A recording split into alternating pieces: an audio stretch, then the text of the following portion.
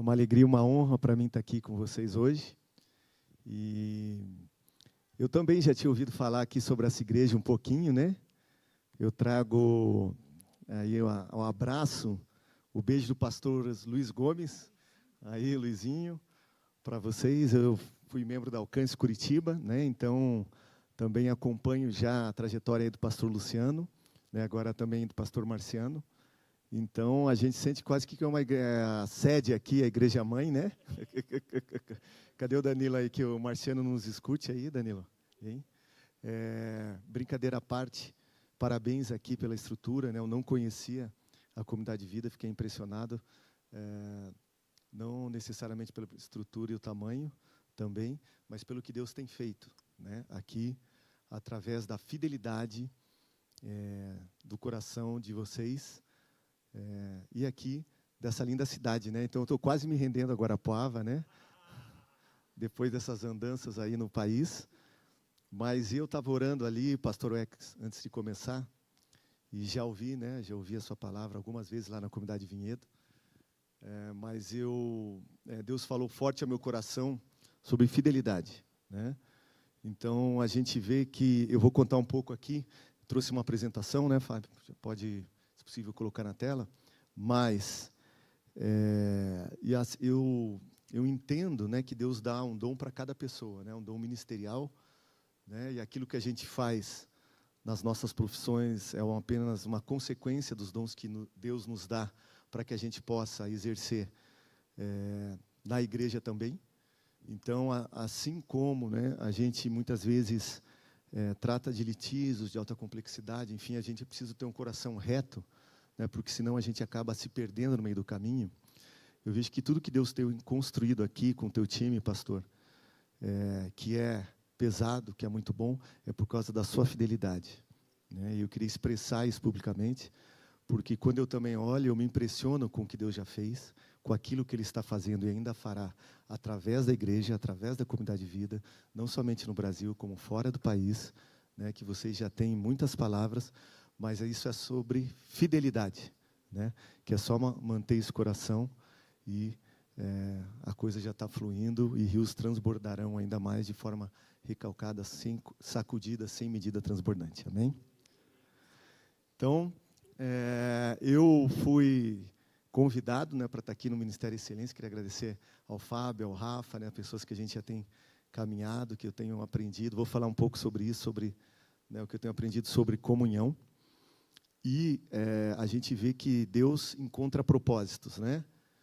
E o fato de eu estar aqui hoje é o encontro de um propósito, eu vejo isso, né? Eu não me sinto capacitado, né? Mas eu queria compartilhar algumas coisas que Deus fez já através da minha vida, através do escritório, né? O escritório aqui, eu conto com a ajuda, com a contribuição da mulher mais linda aqui do recinto, né? A Miriam, e ela trabalha comigo, e eu vou falar um pouco do nosso ministério também.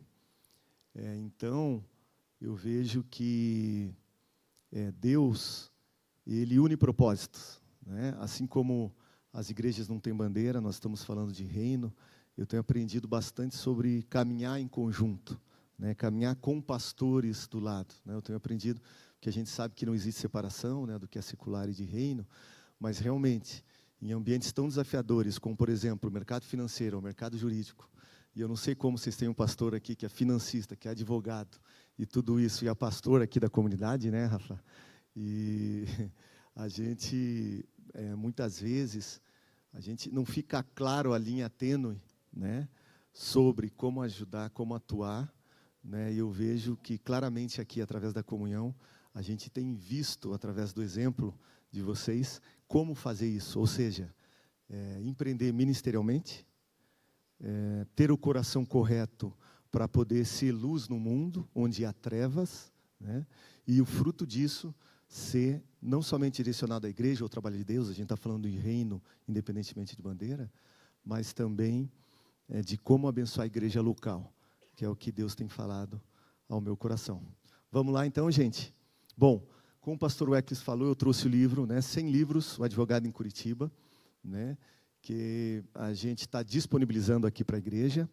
e está em algum lugar aí, né, Fábio? Depois, se alguém quiser que a gente assine, enfim, ou que a gente tenha algum, né, eu possa conhecê-lo, será uma alegria também. O livro não é um livro jurídico, né, técnico, é um livro de histórias, né? E o livro, ele, já passando, né, para o outro slide, aqui eu já falei da minha família, eu estou aqui com a minha esposa, o filho mais velho, o Arthur, o Mateus, o do meio, e também a Maria Clara, a caçulinha.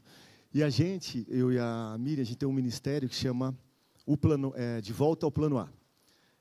E o ministério nasceu com um livro publicado pela Miriam, que chama O Plano A, que fala sobre como ela venceu alguns desafios emocionais na vida dela, focado para jovens mulheres, né?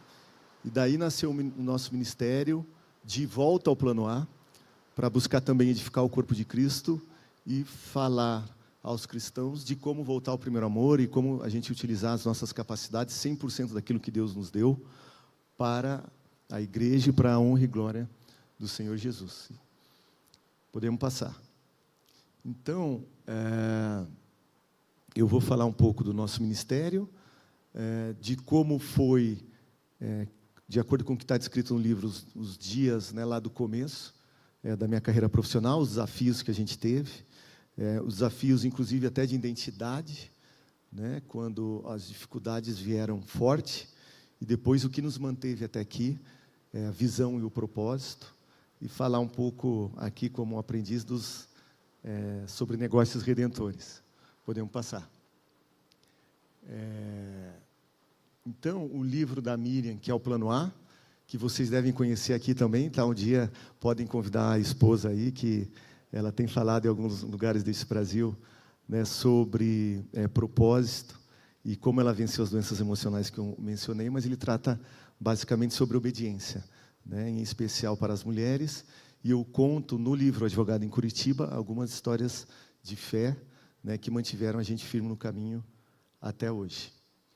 Bom, então, eu trato um pouco no começo do livro sobre como eu vejo o mercado jurídico atual, né, passando para o próximo slide, e eu entendo assim, todos nós, em qualquer área de conhecimento, a gente sempre vai ter desafios que vão testar o nosso propósito, né, e que vão nos forjar, como a palavra fala, né, que o fogo forja o ouro e o cresol a prata, ou seja, na dificuldade, né, e não foi diferente comigo ou na minha vida profissional. Então, o texto base aqui do que eu queria falar para vocês está em Jeremias, no capítulo 29, versículo 11. Jeremias, capítulo 29, versículo 11. Que Deus falando conosco. Eu sei quais são os caminhos, né, que eu tenho para você. Né? Que são caminhos de guerra? Não, né? São caminhos de paz. Né? São as promessas do Senhor Jesus para nós. E muitas vezes nós não sentimos essa paz no dia a dia, nas reuniões, na correria, né? Mas essa é a promessa de Deus para nós, porque eu bem sei os pensamentos que tenho a vosso respeito, de Senhor, pensamentos de paz e não de mal, para vos dar o fim que esperais. É interessante que Deus fala, para vos dar o fim que esperais. Então, nós temos um objetivo e um propósito, mas, como a palavra também nos ensina, os caminhos do Senhor são maiores do que os nossos, né? São indeléveis. Então, muitas vezes, quando as coisas não dão certo ou não são do nosso jeito, nós nos decepcionamos, nós nos desincentivamos, e muitas vezes a gente ainda fica magoado com Deus, como se Ele tivesse culpa dos nossos problemas. Mas o que Ele diz é assim, eu sei o que eu tenho para vocês, e no final eu ainda vou satisfazer os desejos do seu coração. Bom, mas no início da minha carreira como advogado, já se faz um tempinho, irmão, já acabei de completar 50 anos, então a gente tem aí mais de 3 décadas de atuação. Eu entendo hoje, né, com um pouco de cabelo branco, que Deus me deu uma vocação muito clara, muito, né, que hoje eu consigo ver. Mas no início da minha carreira, com 21 anos, isso não era claro para mim. Aliás, eu não queria ser advogado, né, está no livro. O meu objetivo primeiro era ser diplomata. Eu também sou formado em comércio exterior, né? Eu sempre gostei das atividades de comércio internacional, né? Hoje a gente trabalha com isso também. E esse era o meu primeiro objetivo, até então. Depois, na minha época, né, um tempinho atrás, existia somente um curso preparatório para diplomacia no Brasil, que era em Brasília. E logo após o primeiro ano de eu me formar nas 2 faculdades, eu estava me preparando para me mudar para Brasília para fazer esse curso preparatório. Fiz o concurso a primeira vez, do Instituto Rio Branco, não passei. E aí eu falei, bom, eu preciso me dedicar 100%, eu já estava trabalhando no escritório de advocacia, enfim. E aí, já no final do ano, eu estava preparado para me mudar para fazer o curso, mas não foi assim que aconteceu. Eu entrei no escritório de Direito Tributário em Curitiba, né, depois de me formar na Universidade Federal, e eu comecei a trabalhar com as matérias. Era aquela época da instalação do polo automotivo no Paraná, né, da Renault, das empresas de tudo que estavam indo para lá. Então, esse escritório eu trabalhava com essas grandes empresas, e eu acabei, né, me envolvendo com aquela prestação, enfim. E eu falei, será que não é isso que Deus tem para mim? Né? E eu tenho vários amigos diplomatas hoje, eu converso com eles, enfim, né, o concurso da diplomacia, assim como do Ministério Público, da Procuradoria, são cursos extremamente desafiadores, difíceis, mas eu vejo hoje, olhando para trás, que, né, o meu perfil é para ser advogado. E o que eu quero dizer aqui, irmãos, é que, naquela época, isso não era claro para mim, né? Então, você é um jovem profissional, enfim, às vezes a gente fica com o coração ansioso, né? Não, porque isso, eu estou tentando isso, aquilo, mas não está dando certo. Mas é no curso do caminho, né, que Deus vai mostrando as coisas para a gente, assim como a palavra ensina. E mais do que isso, né, eu sempre, assim como todos nós, a gente tem ideais, né, em especial cristãos, para exercer nas nossas profissões. Mas quando a gente se depara com o mercado, a gente sabe que as regras do mercado não são necessariamente, ou não estão de acordo com os nossos valores e princípios. Então, logo de começo, eu trabalhei em alguns escritórios de direito corporativo, e, né, já em outro escritório de advocacia. Depois eu acabei não indo fazer o curso preparatório, porque eu decidi ficar trabalhando e prorroguei, e aí fiquei trabalhando na área jurídica da advocacia mesmo. Mas esse escritório, eu sempre entendi que o mercado jurídico, assim como é hoje, é um balcão de negócios. E os advogados sabem, aqui, tem quantos advogados na plateia? Deixa eu ver. Alguns aí, né? Que bacana.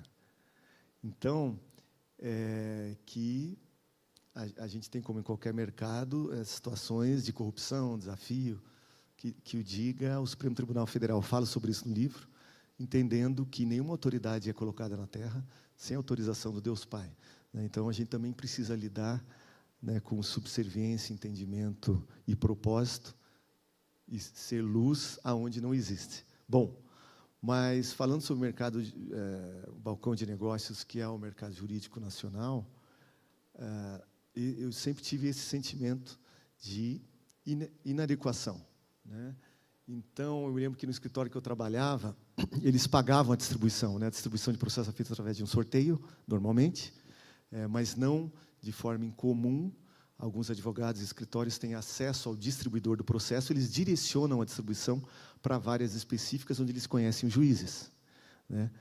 E isso não é tão incomum assim, nem na primeira instância e nem nas instâncias superiores. Então, eu acabei descobrindo, no meio do caminho, nesses escritórios que eu trabalhava, essas práticas. E isso me decepcionava, isso me punha em xeque com como atuar nesses escritórios tendo princípios e valores. Pode passar.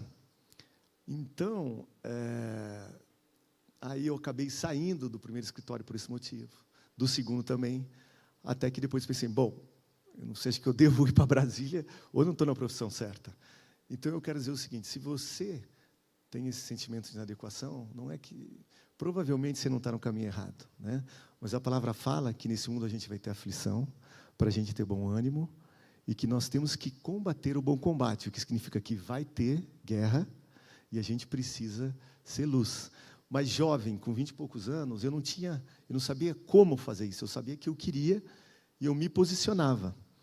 Então, nesse primeiro escritório que eu falei para vocês, a primeira ação tributária que eu tive era o seguinte: Ele trabalhava para um grande banco lá do estado do Paraná, era o único que tinha o jurídico que estava fora da cidade de São Paulo, e caiu na minha mão para fazer um mandato de segurança para esse banco contra a municipalidade, que estabelecia uma regra para os bancos e limitar a fila, porque naquela época, né, acreditem vocês ou não, as pessoas iam muito para o banco, tinham filas gigantes para serem atendidas, né?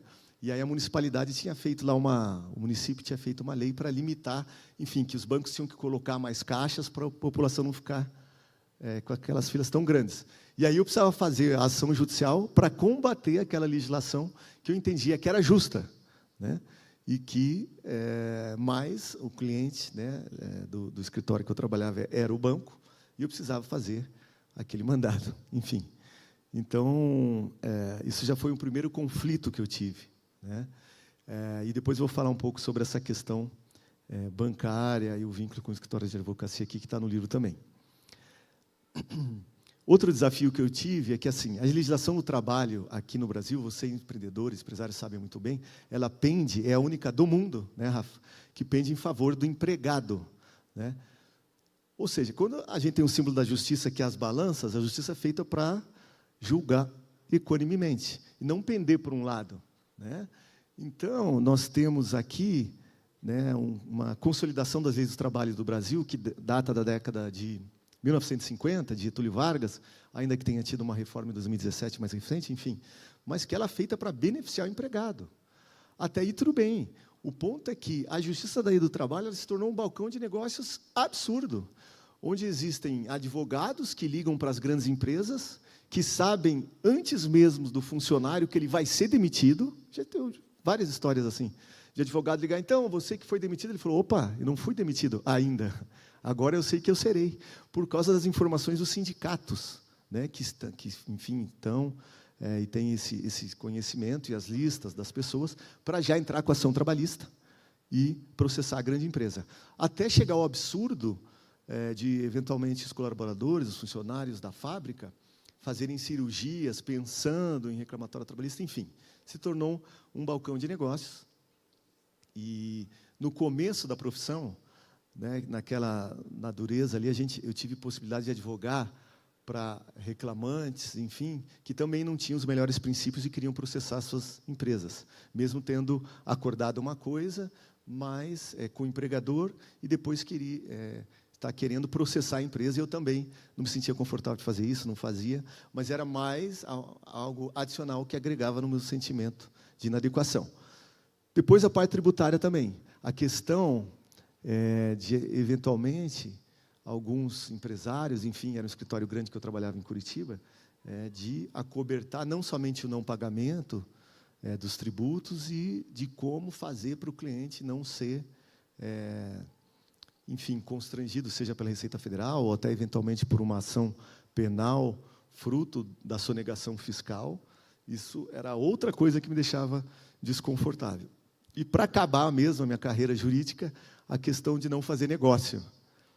Porque a gente vive num ambiente, hoje, aqui no Brasil, em que os escritórios de advocacia eles não podem fazer propaganda, né, eles não podem... A gente tem que tomar muito cuidado, porque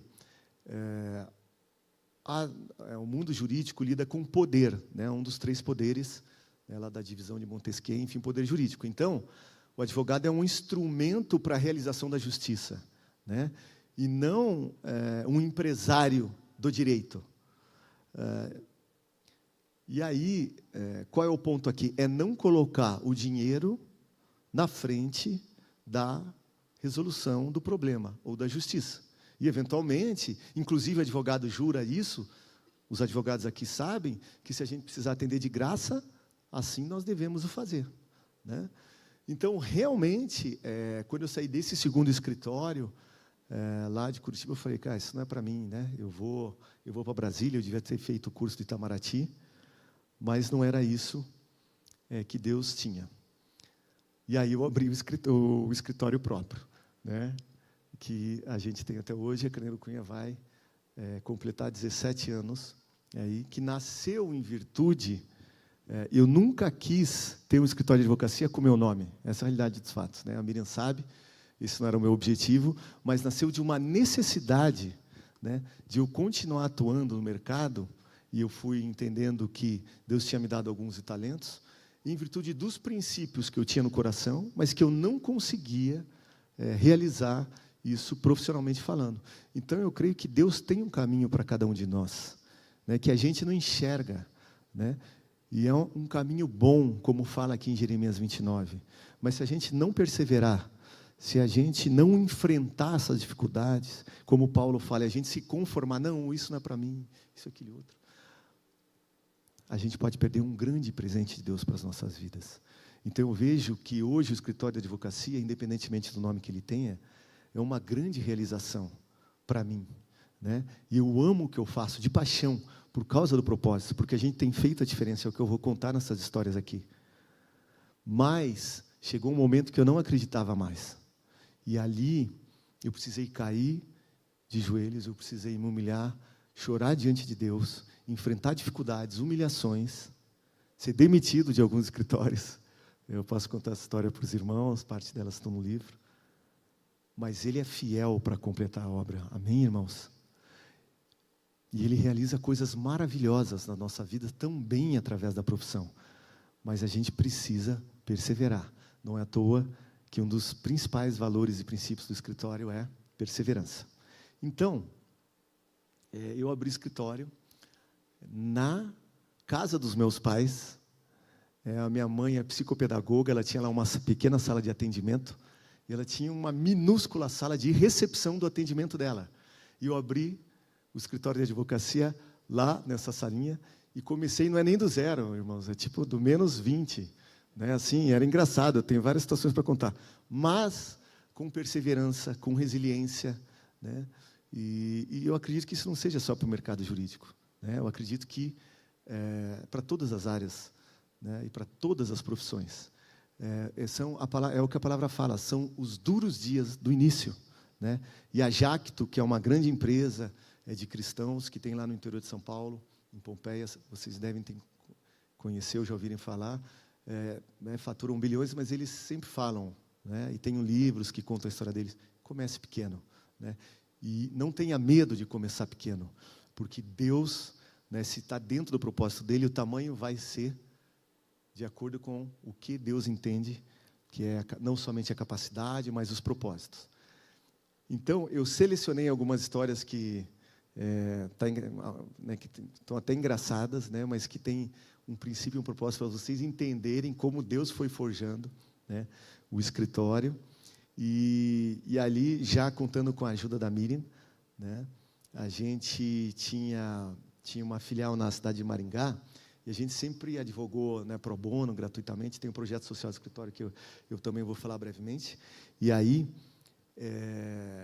a gente defendeu lá uma senhora, gratuitamente, cujas terras em Maringá tinham sido griladas, né? E ela tinha sido expulsa da terra que ela era dona por grileiros lá da região. Aí o cliente, uma empresa, cliente do escritório, falou, porque era mãe de um funcionário, né? A gente foi lá, entendeu o problema. Ela estava, né, com um advogado, teve dificuldades para defendê-la, e a gente subestabeleceu, mudou o processo para a gente, e a gente começou a tocar, e daí já estava em 2º grau de jurisdição no Tribunal de Justiça do Paraná. Aí eu me lembro como se fosse hoje, eu e a Miriam fomos lá conversar com o desembargador, a gente, né, não estava ganhando nada por isso, mas com muito afinco, né, com muita determinação no coração, porque a senhora estava sofrendo, estava fora, né, da terra dela, estava na casa de familiares, enfim, tem todo um contexto essa história. E a gente foi falar com o desembargador. E aí a gente não foi muito bem atendido pelo desembargador, correto, amor? E aí a gente começou a conversar, e a gente tinha a ficha criminal lá do grileiro, né? Naquela época eram aqueles papéis impressos, né, com remalina do lado, vocês não vão saber o que é isso, mas enfim, era uma grande a ficha corrida lá do cidadão. E ela dobrava assim, né? E aí o desembargador estava numa situação meio estranha, ele falou assim: mas veja, eu entendo que a cliente de vocês foi expulsa e ela tem dificuldade financeira, ou enfim, né? Uma coisa é ter dificuldade financeira, outra coisa é não ter o que comer, ser expulsa da própria propriedade. E ele falou, mas veja, a pessoa que está lá também pode ser teus bacurizinhos, vocês estão falando que ele é bandido, mas não necessariamente, também está em dificuldade financeira. Então, eu não consigo ter a visão de vocês. Quando o desembargador falou isso, peguei a ficha corrida do camarada, e daí joguei ela, fui até o chão e falei, mas, excelência, bacurizinho, com essa ficha corrida, tipo, o cara é grileiro profissional, ele já invadiu. Quando eu falei isso, o desembargador ficou bravo. Pensa num cara bravo. Expulsou eu e a Miriam. Imediatamente a gente saiu correndo lá do gabinete dele. Depois a gente entendeu que o desembargador fazia parte da quadrilha, né? Não somente ele, com ramificações no Poder Executivo também, enfim. E a gente falou, pensamos muito espiritualmente, eu e a Miriam. Lascou. Como que nós vamos fazer? Bom, e aí, oração, jejum, enfim, eu conto os detalhes no livro. Fomos lá para a audiência. Para variar, eu estava viajando, e como um bom marido, coloquei a esposa para me representar, né, na data da audiência. E o julgamento de segunda instância, geralmente são 3 desembargadores, né? Na minha época, o relator, o vogal, o revisor. O desembargador com quem nós fomos falar era o mais importante, o relator. Geralmente ele vota e os outros desembargadores seguem o voto dele, né? E aí a gente foi falar com os outros 2 desembargadores. Tinha uma desembargadora do 5º Constitucional, parente de até um atual ministro do Supremo, amigo nosso, não, foi professor, eu já estou falando demais, vocês vão saber, obviamente, quem é, mas ela, e eles tratam com questões de terra, também no estado do Paraná, ela se sensibilizou com esse caso. E ela falou, não, isso é um absurdo, eu vou ajudar vocês, eu vou votar a favor dessa senhora aí. Então, pelo menos na conversa com os desembargadores, antes do julgamento, a gente já entendia que estava 1 a 1. Aí a gente conversou com outro desembargador, né, não deu sinal nenhum, a gente entendia que, provavelmente, se a desembargadora votasse como tinha falado, a gente ia perder de 2 a 1. Pois bem, oração e jejum, chegou o dia do julgamento, a Miriam estava lá e a desembargadora não chegava, né? Então, e aí o relator já falou, não, vamos botar esse caso aqui primeiro na pauta, vamos julgar, a desembargadora não está, e a Miriam começou a contestar, não, tem que esperar a desembargadora, isso, aquilo, acho que ela estava doente. Não. E aí a gente estava entrando em contato, desesperado com o gabinete dela, e ela falou, não, ela está doente, ela vai atrasar, mas ela vai chegar. E aquela confusão, enfim, e o desembargador falou, não, a gente vai votar, e a Miriam, não pode votar pela ordem da casa, o regimento interno, enfim. E ele falou, não, se a senhora não ficar quieta, nós vamos te prender. Eu vou chamar a segurança e eu vou dar a ordem de prisão. E, ó, irmãos, eu acho que a minha esposa é mais corajosa que eu, tá? E aí, resumidamente, ela recebeu a voz de prisão, e quando ela recebeu a voz de prisão, chegou a desembargadora. Então, Deus faz as coisas no momento certo, né? E é o nosso socorro sempre presente. Eu me emociono por contar, por vários motivos, mas é pelo caráter do nosso Deus. E, naquele momento, ela entrou e ela falou, vai votar nada, acabei de chegar, né? Virou lá uma confusão, acho que suspenderam a sessão, voltou. E aí, quando voltou, o relator deu o voto contrário rapidamente, né? Porque quando tem esquema, normalmente não falta tal. E aí passou para ela votar, aí ela tinha preparado, não era um voto, uma das coisas jurídicas mais maravilhosas que eu já li, que era um tratado sobre direito civil e grilagem de terras, e foi uma coisa realmente maravilhosa que ela tinha preparado, e muito. E ela leu o voto. E, na realidade, eu acho que o outro desembargador também já tinha votado contra, então a gente já tinha perdido. Estava 2 a 0. E ela leu o voto, e ela seria voto vencido. E aí, quando ela leu o voto, foi tão constrangedor, ficou tão evidente o que estava por trás daquela situação, que o outro desembargador, assim que a desembargadora terminou, ele mudou de voto. Eu nunca vi isso acontecer e provavelmente nunca verei. E são 3 desembargadores, quando o segundo mudou de voto, já ficou 2 a 1, a gente já tinha ganhado. Mas ficou tão constrangedor que o próprio relator, aí também mudou o voto dele, falou, não, eu também vou mudar e tal, e a gente ganhou por 3-0, para a honra e glória de Jesus, amém, irmão? Vamos dar uma salva de palmas para Jesus, porque acho que ele merece. E um agradecimento especial para minha querida e amada esposa aqui. Então, assim, são casos como esse que nos moldam, que nos incentivam, né, de coisas difíceis, e depois a alegria de a gente dar a notícia para a senhora, de tudo que aconteceu depois, né? Então, passa um filme na nossa cabeça, e foi uma coisa muito maravilhosa, que foi um dos marcos ali da nossa trajetória profissional, né, e que nos moldam até hoje. Depois eu coloquei aqui o teste do Iguatemi, que são várias histórias, mas, enfim, essa é uma curiosa e também um pouco engraçada, porque a gente tem um cliente em São Paulo, o escritório ainda em Curitiba, de uma grande empresa lá de São Paulo. Eles são clientes até hoje do escritório, e o presidente, era presidente e CEO, ele me liga de São Paulo, eu estava em Curitiba, e ele fala assim, Fábio, estava bom o nosso almoço hoje no shopping Iguatemi, né? E aí eu falei, pô, mas estou em Curitiba, não almocei com ele, né? Eu falei, não, eu estou em... Quando eu fui falar, ele falou, não, você almoçou comigo no shopping Iguatemi, e a minha esposa vai ligar para você, e você tem que confirmar com ela.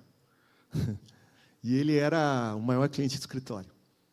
E aí eu pensei, daí ele falou assim, você vai confirmar ou não? Desse jeito, assim, foi, né, alguns segundos de conversa. E aí eu dei uma gaguejada, né, falei, não, eu não estava, isso, aquilo. Ele falou, não, eu quero saber se sim ou não.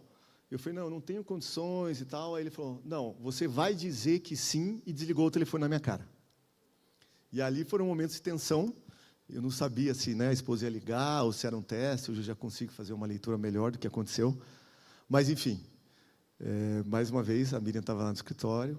Aí eu saí, fui para a sala dela, contei a história. Aí ela falou, você disse que não claramente ou você não falou? Eu falei, não, eu disse que. Ela falou, você disse não ou não? Eu falei, não deu tempo. Então você vai ligar para ele e vai dizer que não. Mais uma ajuda. Eu falei, mas amor, eu já me posicionei. Isso aí é uma hora que eu disse, não. Resumidamente, né? Eu também, como bom marido, fui lá, peguei o telefone, fiz uma das ligações mais desafiadoras profissionais, liguei para ele e falei, não tenho tempo de te falar, mas eu não vou dizer que eu almocei com você. E aí ele desligou o telefone na minha cara de novo, né? Então, só que ali eu já tinha convicção que o nosso contrato estaria rescindido, a gente teria um impacto financeiro, enfim. Ele não rescindiu o nosso contrato, né? Ele ficou sem falar comigo 3 anos, né? Mas a gente continuou apoiando as atividades da empresa, enfim, né? E essa empresa ela já foi adquirida 2 vezes por grupos internacionais, enfim, e a gente continua advogando para essa empresa. E o mais curioso é que da última aquisição, eles estavam cortando todos os prestadores, cortaram um monte de colaborador e funcionário, e aí me chamaram lá para conversar com um novo adquirente, e eu tinha certeza que eles iam cortar o nosso contrato. E aí chega lá o novo CEO, ele fala para mim, pô, Fábio, já queria falar com você e tal, porque eu vi falar muito de você, e agora a gente vai lidar com Brasília, e tem um monte de coisa, e você não vai ser o nosso advogado lá, e eu penso em cortar seu contrato.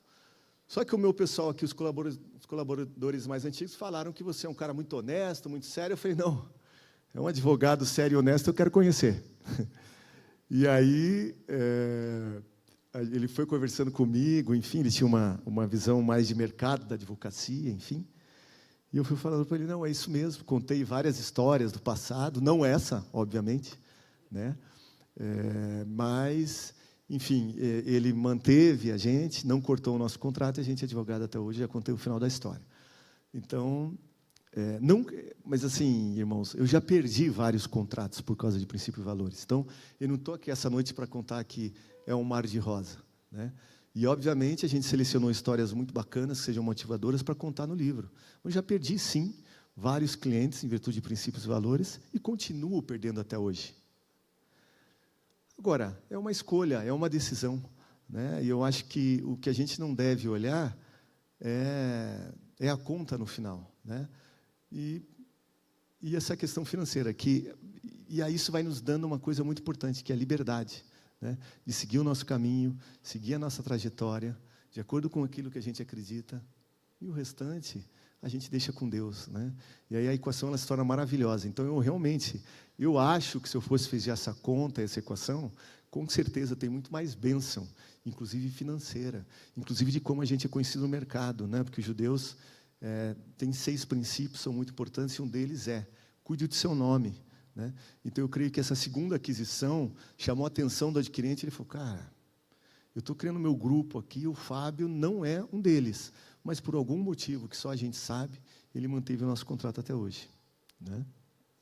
Então, eu vou avançar as histórias aqui, senão fica muita história para contar, mas eu tenho uma história muito bacana sobre princípio também, valor, né? A gente trabalha na área de fusão e aquisição, e eu fui chamado por uma escola que iria fechar, né, que era uma escola importante na região, com muita qualidade de ensino, de princípio de valor, para arranjar um investidor. E aí eu não consegui arranjar esse investidor, né? A escola tinha muitas dívidas e não havia conta que fechasse para algum investidor comprar. E aí eu fiquei tocado, né? Foi me colocar diante de Deus e falei: Senhor, são milhares de pessoas afetadas, né? Eu sei que lá é uma escola de qualidade. E aí eu ouvi uma voz falando: ué, mas eu coloquei na tua mão. Eu falei: não, mas sou advogado. Aí, e daí? E, bom, resumidamente, irmãos, hoje a gente tem uma pequena rede de escolas, eu sou advogado, né, mas como fruto das atividades da advocacia, a gente tem uma holding que administra algumas coisas e escolas fazem parte dela. Não por desejo pessoal, como vocês entenderam, mas eu creio que o caminho de Deus é maior do que os nossos, né?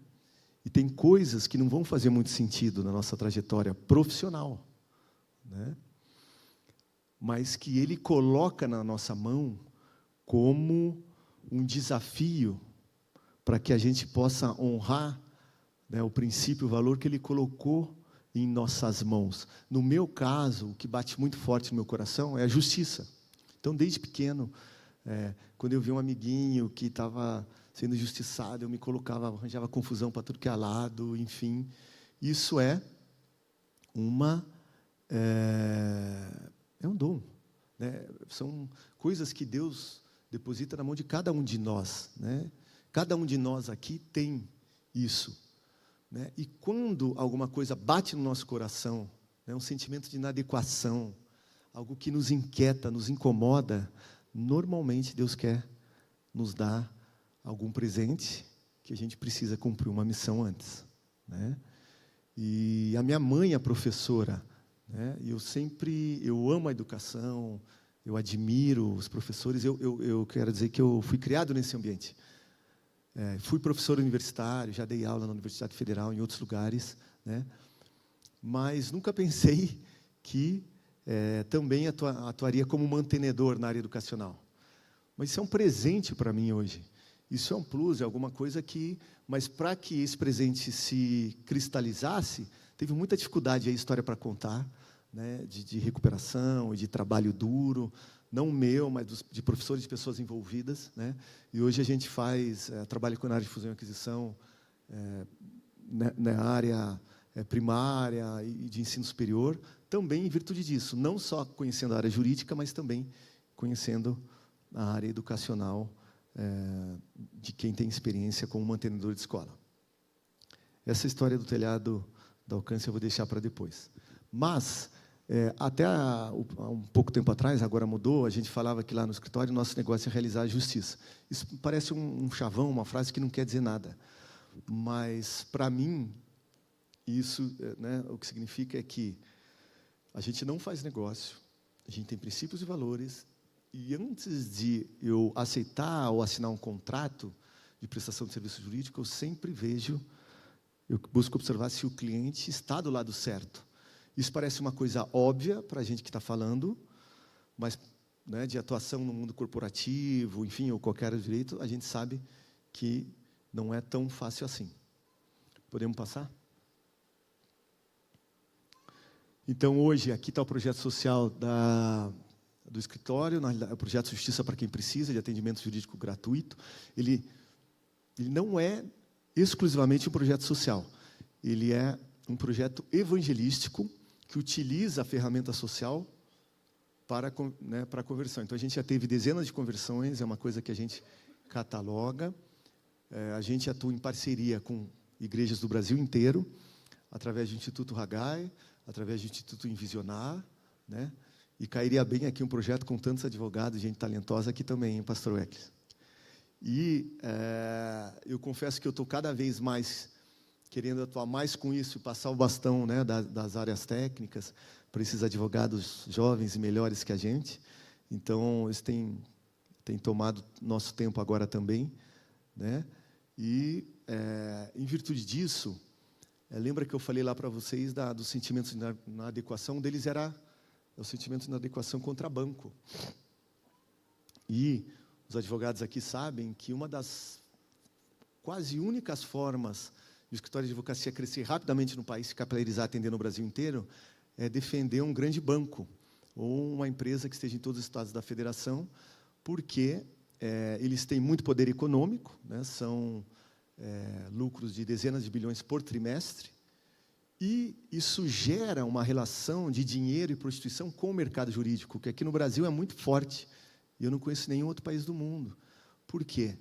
É muito dinheiro que é canalizado também para influenciar julgadores, né? Então, é difícil você ter um grande escritório de advocacia e advogar contra um grande banco no Brasil. Os maiores escritórios do país são todos comprometidos com a defesa desses grandes bancos. A gente tem algumas ações contra os bancos e atua nessa área justamente porque escritórios maiores, né, da Faria Lima de São Paulo não puderam atuar, enfim, não tiveram interesse. Então, não que isso tenha sido um limitador de crescimento para o escritório, mas, em especial, agora que eu conheci um cara que é pastor e banqueiro, né?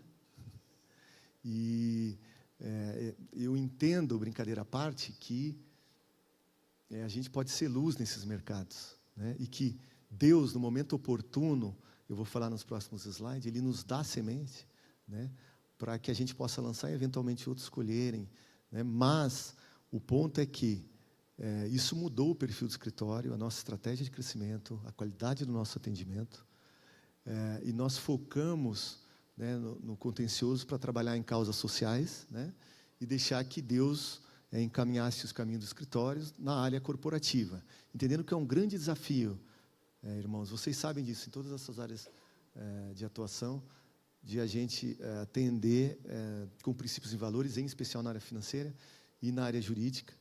Mas, hoje, o escritório atende empresas no país, fora do Brasil, na área corporativa, mas que estejam, e eu tenho visto isso ao longo dos últimos 10 anos, que estejam mais alinhados com os nossos princípios. Ou seja, é melhor trabalhar, né? Mas existe uma preocupação de ser luz no mundo, né?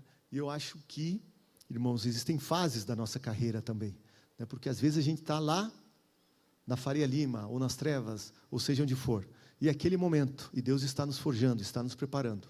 E depois tem outros momentos, né? E de a gente poder batalhar e conhecer como as coisas funcionam, Deus nos traz experiência.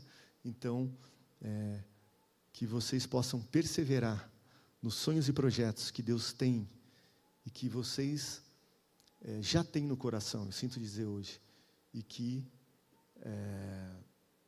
se existe alguma dificuldade, isso simplesmente atesta e confirma, edifica aquilo que é o projeto que Deus já deu para a tua vida e já tem palavra sobre isso. Não desista, né? Siga esse caminho do valor e do princípio, e não da parte financeira, ou seja o que for, né? Porque Deus é dono de todo ouro e de toda prata, né? E o que importa é como nós caminhamos aqui, nesse curto período que nós estaremos, e que um dia a gente vai prestar conta. Então, no próximo slide, eu tenho aprendido um pouco sobre negócios redentores, em especial aqui, né, com o Fábio, com o Rafa, acho que vai sair um livro aí em breve, é isso? Em algum momento. Eu tenho lá em Indaiatuba um amigo, um colega que lançou um livro sobre negócios redentores também, e eu tenho aprendido um pouco mais sobre isso. E hoje a missão do escritório é Mateus 6,33, e está lá no site do escritório: buscar em primeiro lugar a justiça de Deus, né? Buscar em primeiro lugar o reino de Deus, né? E a sua justiça. E eu pensei assim, não, eu não posso colocar um versículo bíblico como a missão do escritório, né? Porque imagina, se der alguma coisa, eu não me sinto digno disso, isso, né? Eu não quero manchar o nome do nosso rei. Mas eu fui entendendo que, como a gente falou no começo, não tem separação, né? Entre o que a gente faz, o nosso ministério, enfim. E, com isso, está lá hoje, né? As pessoas veem isso, a gente se posiciona, isso mudou sim algumas coisas, não somente na equipe interna do escritório, está melhor, está mais alinhada, está mais bacana, e também com relação aos clientes, né? Às vezes, né, o cliente que não é cristão, enfim, pô, eu vi aquele negócio lá, né, teu negócio da tua religião, achei bacana, enfim, é um gancho também para a gente falar de Jesus e estar se posicionando, né? Veja, isso é o que Deus colocou para mim, lá para o escritório, né? Em virtude da minha trajetória, do escritório, né? de como a gente vê isso. Então, Deus tem um plano, um projeto para cada um. Não necessariamente a gente precisa colocar a Bíblia lá para as pessoas verem. Existe uma estratégia. O que a gente não pode é ter vergonha, e a gente precisa professar a nossa fé, e a gente precisa ser luz onde a gente está, né? Agora, 2 Coríntios, capítulo 9, versículo 10 e 11... fala sobre a sementeira, né? Aquele que dá a semente, ao que semeia o pão para o alimento, também suprirá e aumentará a vossa sementeira, multiplicará os frutos da vossa justiça. Então, existe, né, uma relação do conceito de justiça. O conceito de justiça na Bíblia nada mais é do que dar às pessoas que precisam, né? Tem muito mais a ver com justiça social do que necessariamente um conceito jurídico. Enriquecendo-vos em tudo, para toda generosidade. Então, eu coloquei esse slide aqui para falar da essência sobre o que é a generosidade, o que a gente tem vivido no escritório, para encerrar com uma última história, a qual sejam tributadas, graças a Deus, tributos. Então, ele está falando assim, cuide daquilo que eu dei para vocês. O que Deus nos deu? Princípios e valores, né? Aquilo que a gente aprende quando a gente lê a Bíblia, enfim. E a gente precisa semear isso na vida de outras pessoas, né? Então, hoje, para mim, é para falar para jovens profissionais, as pessoas que estão entrando, e que possam ser exemplos para os meus filhos e eu próprio, sobre generosidade, né? Então, se Deus semeou um talento na gente, a gente precisa passar esse talento para as outras pessoas, ensinar, né? E se é dinheiro, também, né? Porque ele está falando de multiplicação e do conceito de justiça. Então, Deus é a origem de tudo. Ele é o nosso grande supridor, também em termos financeiros, falando sobre a coluna da aplicação. Então, 4 ações que Deus pode fazer a favor de seus filhos.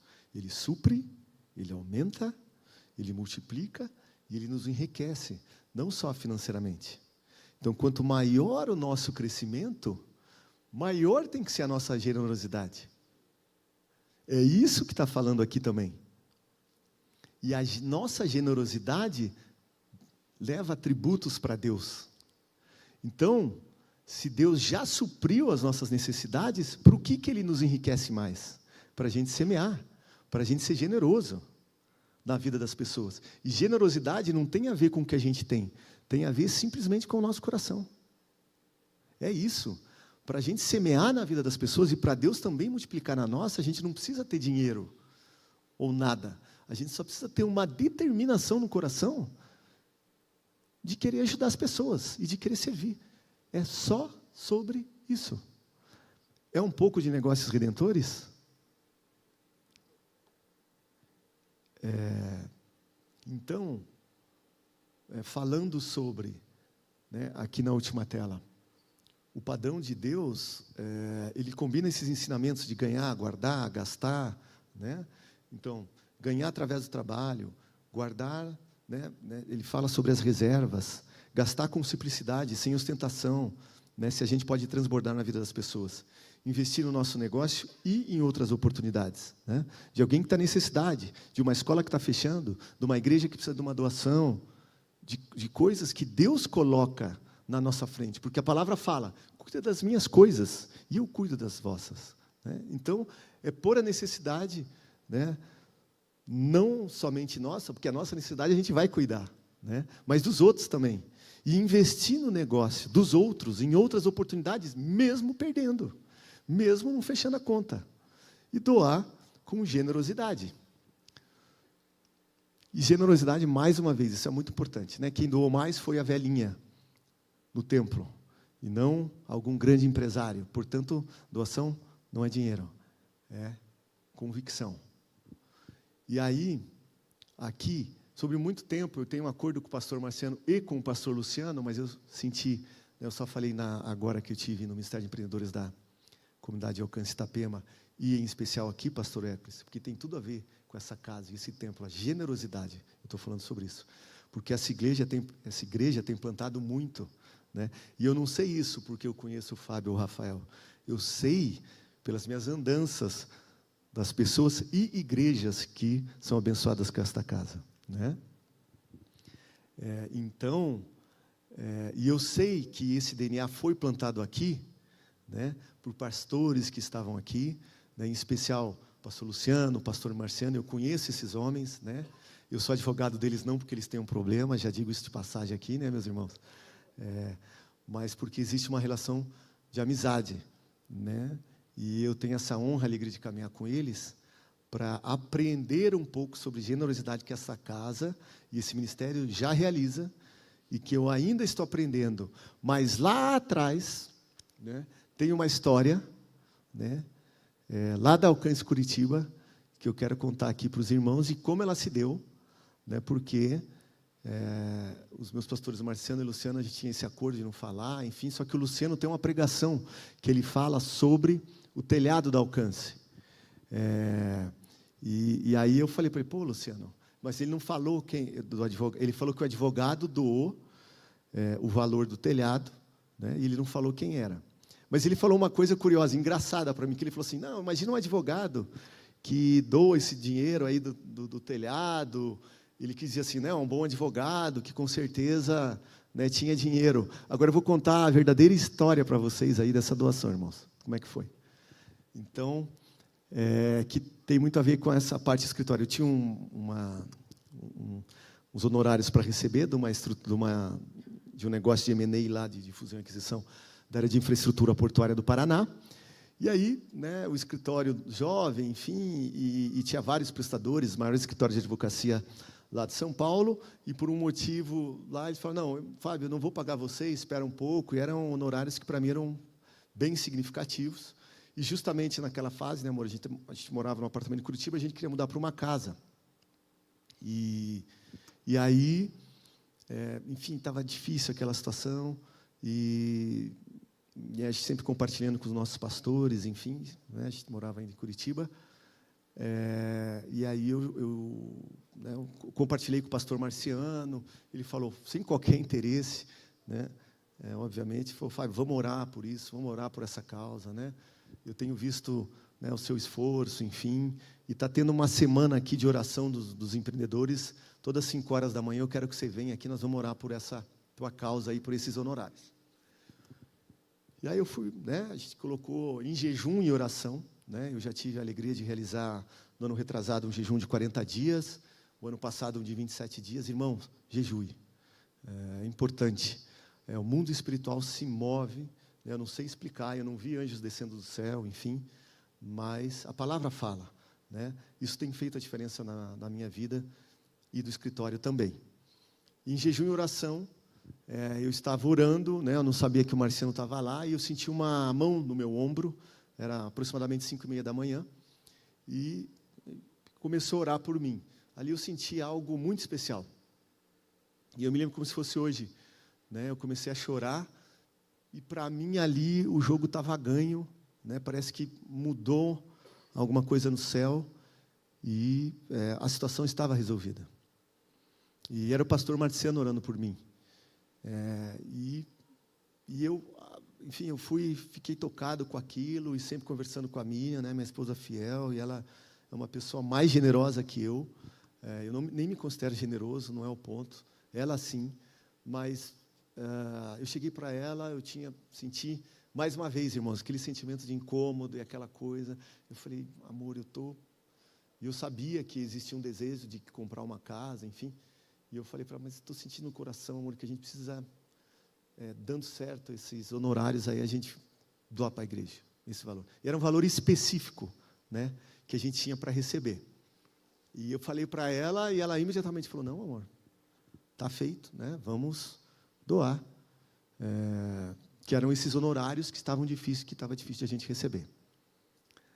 Resumindo a história, né, irmãos, esse era exatamente o valor, a história do novo templo da Alcance Curitiba, era de que, né, um templo grande, né, talvez vários de vocês aqui conheçam, enfim, mas tinha um grande desafio financeiro à época. Hoje, né, lógico que a igreja cresceu muito, mas, se não me engano, entre 8 e 9 anos atrás, né, na mudança do templo, muitos desafios financeiros, muita generosidade, em primeiro lugar, dos pastores da casa, de todos os pastores envolvidos, das outras igrejas, né, de muitos empresários, né, que lá investiram. E o Luciano teve um sonho e, enfim, o telhado estava comprometido, e já haviam muitos compromissos financeiros, mas ele sentiu desfazer lá uma revisão no telhado e ficou detectado que estava comprometido. Ele mandou parar a obra e falar, a gente precisa consertar o telhado. E aí teve aquela comoção, e todo mundo falando, olha, mas não dá, enfim, os compromissos, a perda vai ter prejuízo e tudo mais. E o Luciano falou, não, a gente não pode, né, o pastor Marciano continuar, enfim, não há dinheiro para consertar o telhado do templo, do novo templo, e a gente precisa parar. Enfim, né, Deus coordenou a questão temporal, e acabou que naquele dia daí, eu chamei o Luciano para o almoço. É engraçado que ele conta que era bem o dia de descanso deles. Ele falou para a Kelly que ele não ia, enfim, né, era o dia da família. Ela falou, não, Luciano, eu sinto que você deve ir. Né, e era que eu tinha recebido, né, que tinha desembaraçado os honorários, né, mas fazia parte desse desembaraço eu chamar um sócio de São Paulo para me ajudar, e eu ficava com 1/3 do dinheiro e o sócio de São Paulo 2/3. E na contabilização do valor com a Miriam, eu mesmo, né, atuando na área de direito tributário, não contabilizei o valor do desconto do tributo, né? E aí eu me comprometi com um valor que eu não tinha. Então, quando o Luciano conta, não, porque o advogado e tal, cara, eu não tinha o dinheiro que eu dei para a igreja. Essa é a história, né? Aí, o dinheiro caiu na conta lá, né? O sócio de São Paulo começou a ligar e tal, e aí ele falou, você tem que me dar 2/3, é isso aqui e tal. E aí eu fui almoçar com o Luciano, eu levei o cheque, e estava na negociação lá com o sócio de São Paulo, e aí, quando eu dei o cheque para o Luciano, ele olhou para mim e falou, não, você tem certeza? Eu falei, cara, absoluta. Só que só uma coisa que eu digo para você, desconta rápido. Aí ele assustou mais. Aí ele desconta, mas por que você quer que eu desconte esse cheque rápido? Eu falei, Luciano, Deus falou para mim, você não tem essa história de Deus falou para mim, cara. Você vai ficar com o cheque aí? Desconta esse cheque hoje. Só que o dinheiro estava na minha conta, e eu tinha que dar o dinheiro para o sócio, né? Então, eu queria que ele descontasse o valor, porque eu já ia falar para o sócio, eu gastei parte do dinheiro a maior, que foi efetivamente o que aconteceu. Né? Enfim, ele descontou o cheque, era exatamente o valor necessário para o conserto do telhado, né? E eu tinha um pequeno desafio para resolver com o sócio de São Paulo. Essa história, né, que eu estou contando com exclusividade aqui para vocês da Comunidade de Vida. E aí, liguei para o sócio de São Paulo depois, né, e falei, olha, é o seguinte, sócio, está aqui, eu vou lhe passar 2/3, está faltando um pequeno valor, porque eu fiz uma doação, né, mas eu vou te pagar. Aí ele, obviamente, não gostou. Aí ele falou, em quanto tempo você vai pagar? E aí eu pensei na hora, cara do céu, o que eu vou falar agora? Eu não tinha expectativa de pagar a diferença do dinheiro. E aí, eu falei para ele, não, no máximo em 3 meses está na tua conta. Ele, no máximo em 3 meses, hein? E ele falou assim, tipo assim, ele quis dizer, não era o que a gente tinha combinado e tal, mas não quis também ali, eu precisava depositar o dinheiro para ele ainda. Eu falei, então tá bom, deposita logo isso aí para mim. E aí depositei. Irmãos, em 1 mês, 2 meses, Deus nos deu novos clientes, já estava tudo pago para a honra e glória do Senhor Jesus. Agora, por que eu estou contando essa história hoje aqui, Fábio? Né? No dia 1º de julho de 2026, para a Comunidade de Vida. Que vocês já são uma igreja generosa. Vocês já têm plantado, não somente pela igreja, pelo Ministério dos Empreendedores, por aquilo que são os pastores e por essa casa. Mas, o ponto aqui é o seguinte, doar, né, não é que não é só sobre dinheiro, mas existe, sim, né, um sacrifício, um desafio, um frio na barriga, ou seja o que for isso. Só que hoje eu vejo que eu colho abundantemente, de forma sacudida, recalcada, transbordante. Acredita, irmãos, não é que é porque tem coisas que são inexplicáveis. E vocês que doam e que são mais generosos que eu sabem disso. Então, eu digo isso aqui para incentivar os irmãos, em especial, né, os jovens profissionais, aqueles que estão começando a carreira, ou que, enfim, né, ainda não tem tanta história para contar como a gente por causa da idade. Mas, cara, irmão, irmã, não tenha medo de ser generoso. Faça. Se você tem, né, aquele sentimento de inadequação, aquele negócio, cara, eu preciso. Aí tem várias histórias para contar, mas para vocês terem uma ideia, antes de casar com a Miriam, eu tinha o dinheiro guardado lá na conta, eu morava no Canadá, eu peguei todo o dinheiro da conta, uma pregação dessas aí do pastor Weckes, do Luciano, tirei todo o dinheiro, doei para a igreja, fiquei sem nada, não tinha nem dinheiro para voltar de Ottawa para Curitiba. E aí eu tinha um desejo no coração, eu queria trabalhar num lugar, quando eu voltasse para o Brasil, e Deus fez. Agora, é o que eu falo para o Luizinho, para o Luciano, para o Marciano, para vocês, que me incentivam. Não tem como a gente só contar ou compartilhar. É fazendo, né, irmãos? Vocês já estão vivendo. E é o que a palavra fala, né? É aquilo que é a única coisa que Deus fala. Me testa. Vai aí, faz, doa, seja generoso, né? E Deus está cuidando das suas coisas. Amém? Então, é o seguinte. Eu sinto para a gente fazer uma oração essa noite, né? Eu acho que o tempo já está. Eu queria chamar os pastores, aqui o Fábio também, o Rafa, e para que a gente possa fazer uma oração essa noite, mas com um propósito especial, né? Não é para você doar para a igreja, irmão, também, né? Vocês já fazem isso, mas é para que vocês possam ter um desprendimento sobrenatural. Lembra que eu falei para vocês, eu não acho que eu sou generoso, talvez a minha esposa saiba, mas eu tenho história para contar, né? Porque com a generosidade dela, com aquilo que Deus fala com as nossas vidas, ou faz com as nossas vidas, de que hoje o que o escritório o que a gente tem vivido para a honra e glória de Jesus, né, é fruto de alguns investimentos e decisões difíceis que eu fiz lá no passado, né? Esses dias eu estava na casa de um amigo e eu vi lá, se você planta chorando, você colherá com alegria. E é sobre isso, irmãos, que nós estamos falando nessa noite. Não é sobre dinheiro, não é sobre capacitação profissional. Deus deu um dom para cada um de nós. O que a gente faz com isso, a gente vai prestar contas. Mas a generosidade, né, a forma através da qual a gente caminha, a gente abençoa o próximo, isso vai fazer toda a diferença, inclusive nas nossas vidas profissionais. Amém? Vamos orar, pastor?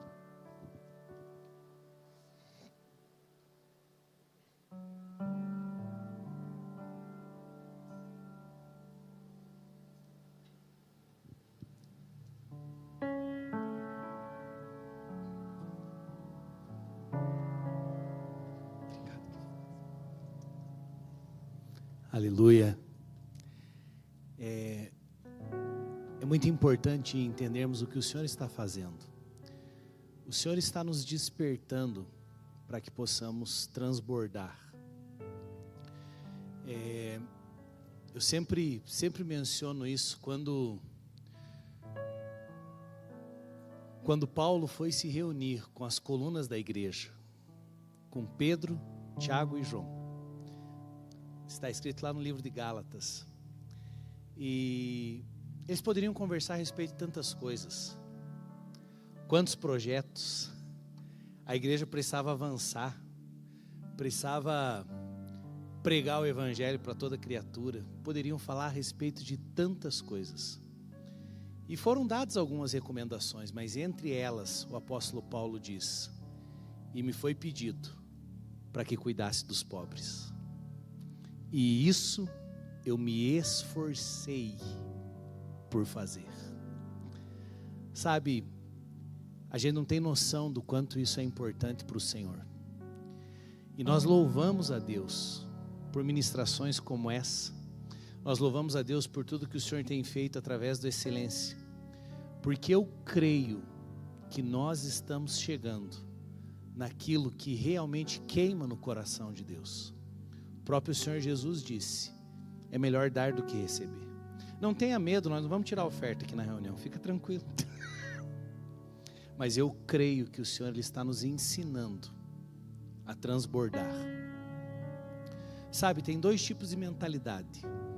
Tem a mentalidade da escassez, onde a pessoa ela sempre está precisando de algo e correndo atrás de provisão.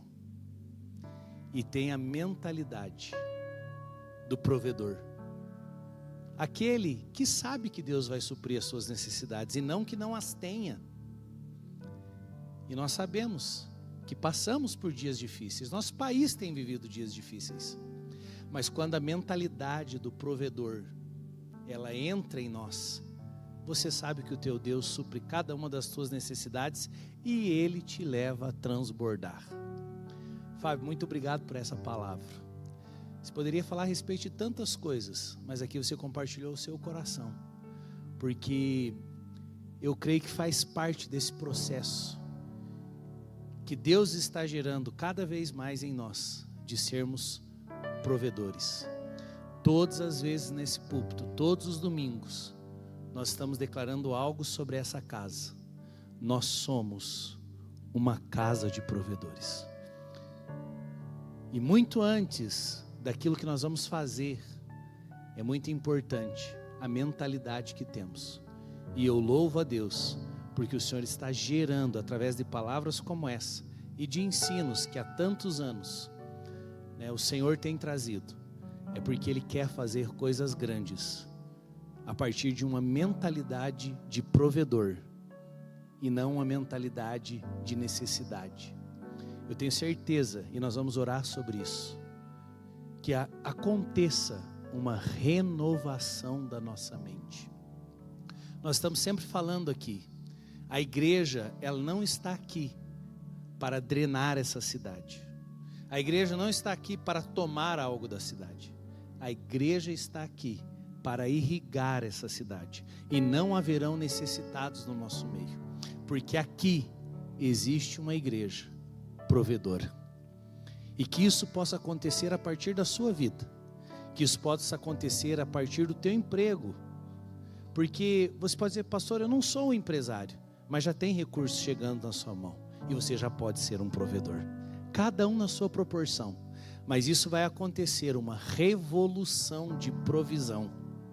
E nós cremos que Deus está mudando a nossa mentalidade e nos levantando para isso. E nós estamos aqui, para orarmos, para que o Senhor toque na nossa mente, transforme a nossa maneira de pensar. E é isso que faz a palavra. Ela gera em nós essa nova maneira de pensar. Não pensaremos como o mundo. Não pensaremos debaixo da corrupção desse mundo. Aliás, a palavra nos diz a respeito do próprio Senhor Jesus: o santo não verá corrupção. Não é só uma corrupção no físico, mas é uma corrupção de mente. E nós cremos que Deus está levantando pessoas que vão pensar como provedores. E eu quero que nessa hora você feche os teus olhos. Se você quer isso sobre sua vida, nós estaremos orando, porque eu creio que Deus está trazendo uma nova forma de pensar. Meu irmão, senti uma direção da parte de Deus aqui, quando o Fábio estava falando, até comentei com o pastor Weckles. O Fábio, ele trouxe o livro dele para vender aqui na livraria. E eu senti uma direção da parte de Deus e eu queria te ofertar esse livro. Então, para todos vocês que estão no culto aqui, eu estou te ofertando um livro. Você pode passar na livraria e é uma oferta nossa. Uma oferta de gratidão a Deus por aquilo que Deus tem feito nas nossas vidas, com o Rafa, como...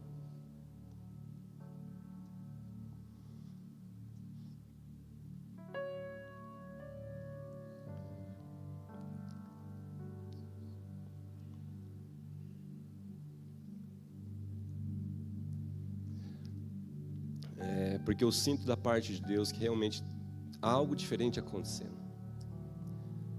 Há algo muito especial da parte de Deus acontecendo aqui em Guarapuava.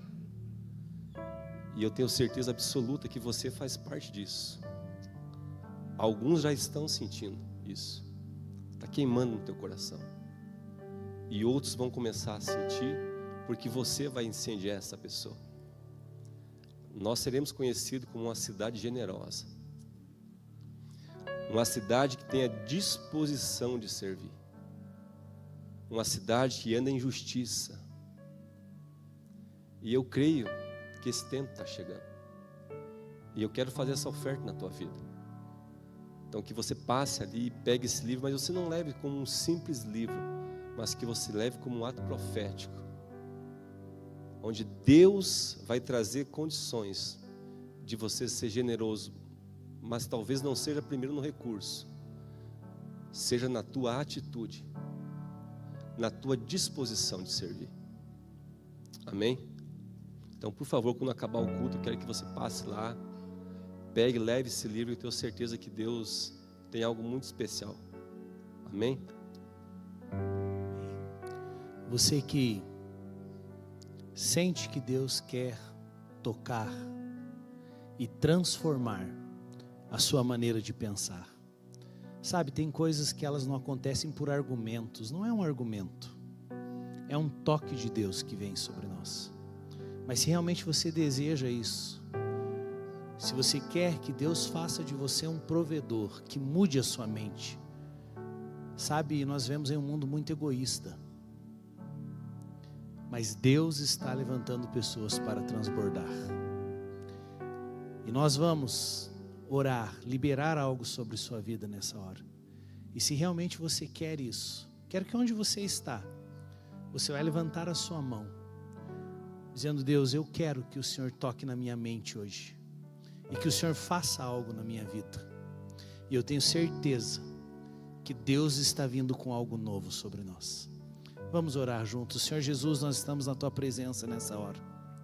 Pai, procuramos transmitir a tua palavra, Pai, com simplicidade. Obrigado pela maneira como o Senhor usou o Fábio hoje. E Pai, nós sabemos que nós recebemos, Pai, algo que veio do trono, que veio do teu coração. Pai, nós continuamos declarando sobre essa igreja. Essa igreja está aqui para irrigar essa cidade. Cada irmão que tem produzido com a força do trabalho das suas mãos, Pai, nós sabemos que o Senhor está levantando um povo para transbordar. Senhor, nós oramos pelo sobrenatural. Pai, nós oramos pela mudança de mentalidade. Pai, nesses dias de tanto egoísmo, nós dizemos, Pai, que nós precisamos de uma renovação de mente. Nesses dias, Pai, de tanta corrupção, nós cremos que o Senhor está levantando pessoas que não estarão corrompidas em meio a sistemas. Nós declaramos, Pai, que o Senhor está levantando homens e mulheres cheios do Teu Espírito, cheios de princípio, para serem, Pai, aquilo que realmente vai trazer a mudança onde eles estarão inseridos. Eu oro, Pai, pelos professores dessa cidade. Senhor, eu oro pelos educadores dessa cidade. Eu oro, Pai, pelos advogados, pelos profissionais liberais. Senhor, nós oramos, Pai, pelos empresários. Nós oramos, Pai, pelos políticos da nossa cidade, da nossa nação. Nós cremos que o Senhor está transformando a mentalidade dos brasileiros.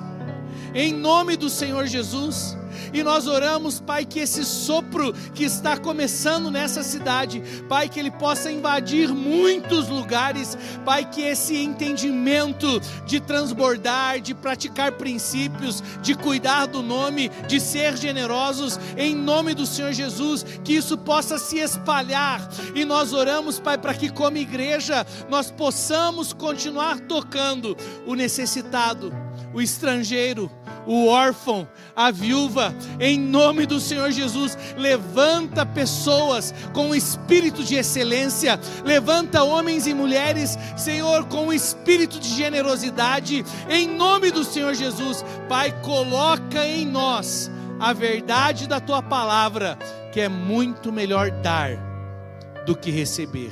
Nós oramos, Pai, talvez por aqueles que nesse momento e ouviram essa palavra, mas também estão passando por necessidade. Nós cremos, Pai, que Tu és o socorro bem presente na hora da angústia. Nós cremos que o Senhor continua cuidando dos seus. E nessa hora, Pai, nós abençoamos o Teu povo com uma nova mentalidade e com um transbordar sobrenatural que só o Senhor pode trazer. Nós Te agradecemos, Pai, por esse tempo. Em nome do Senhor Jesus. Amém. Amém. Quantos recebem essa palavra?